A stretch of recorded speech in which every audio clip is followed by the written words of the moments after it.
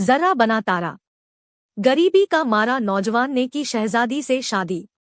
हीरा लाल और पन्ना लाल दो सगे भाई थे। हीरालाल अपने घर में सुखपूर्वक जीवन यापन कर रहा था, वहीं उसका भाई गरीबी में डूबा, दाने दाने को मोहताज था।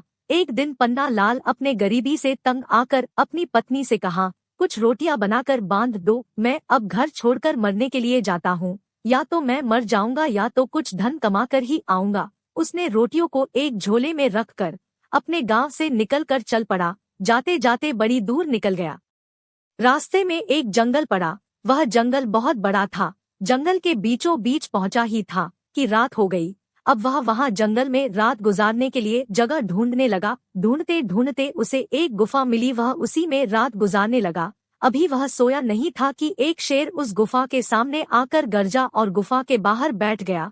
उसकी गरज सुनकर एक सियार और एक चूहा भी वहां आए। अब तीनों आपस में बातें करने लगे। शेर बोला, सियार भाई तुम इतने दुले क्यों हो गए हो?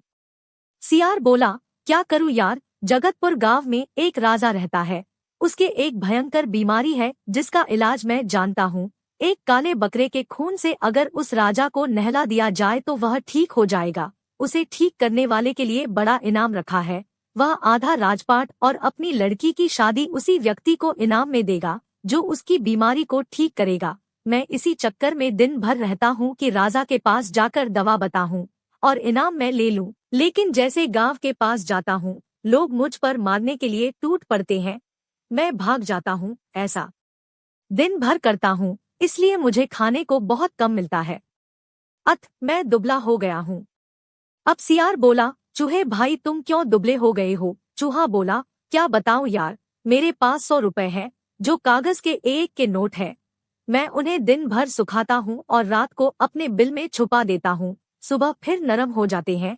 यही रुपयों के चक्कर में मैं भी कुछ खास खा पी नहीं पाता, इसलिए मैं भी दुबला हो गया हूँ। अब चूहे से भी रहा न गया, वह भी शेर से पूछ बैठा, शेर भाई आप क्यों इतने दुबले पतले हो गए हो? शेर बोला, क्या कहूँ दोस्त, यहाँ से दक्षिण तरफ 10 मील पर एक कुआं है, वह खजाने से भरा है। दिन भर मैं उस खजाने की रखवाली करता हूँ। जो रूखा सूखा मिल जाता है उसी में सब्र करता हूँ, इसलिए मैं भी दुबला हो गया हूँ।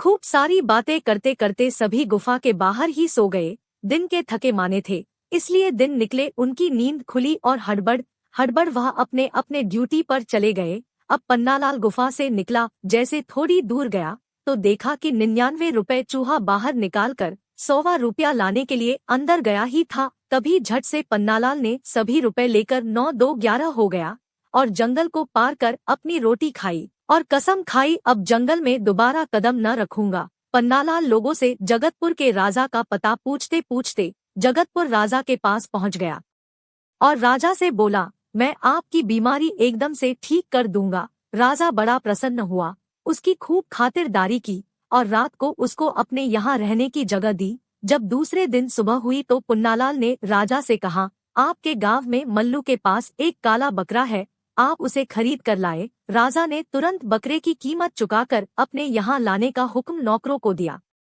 आगे की कहानी कल।